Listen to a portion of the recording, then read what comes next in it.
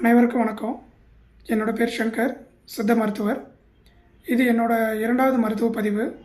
இன்றைக்கி ஒரு பயனுள்ள மருத்துவ பதிவை தான் உங்களுக்கு நான் சொல்ல போகிறேன்.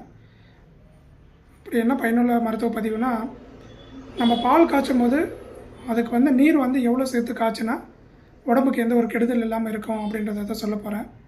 பசும்பால், வெள்ளாட்டுப்பால் நம்ம காய்ச்சும் போது அதுக்கு 8ல் 1 பங்காக நீர் சேர்த்து காய்ச்சலாம். எருமை பாலாக இருந்தால் என்ன பண்ணலாம் அப்படின்னா, அதுக்கு சமமான அளவு நீர் சேர்த்து காய்ச்சணும். குழந்தைங்களுக்கு நம்ம பால் காய்ச்சும் போது என்ன பண்ணணும், அது வெள்ளாட்டு பாலாக இருந்தாலும் சரி, எருமைப்பாலை குழந்தைங்களுக்கு கொடுக்கக்கூடாதுன்னு சொல்லியிருப்பாங்க. பசும்பாலை நம்ம குழந்தைங்களுக்கு தாராளமாக கொடுக்கலாம். கழுதைப்பால் கிடைச்சா இன்னும் பெட்ரு. பசும்பாலை நம்ம கொடுக்கும்போது அதுக்கு சமமான அளவு நீர் சேர்த்து காய்ச்சணும். ஏன் சமமான அளவு நீர் சேர்த்து காய்ச்சினா, குழந்தைங்களுக்கு ஜீரண சக்தி ரொம்ப குறைவாக இருக்கும். சமமான அளவு நீர் சேர்த்து காய்ச்சி ஏடு தட்டாமல் நம்ம கொதிக்க வச்சு அதை குழந்தைங்களுக்கு கொடுக்கும்போது குழந்தை மந்தத்தன்மை, ஜீரண சக்தி நல்லா இருக்கும். பால் அந்த மாதிரி கக்கிறது, அந்த மாதிரி பிரச்சனை இருக்காது. குழந்தை உடல் ரொம்ப ஆரோக்கியமாக இருக்கும். நன்றி.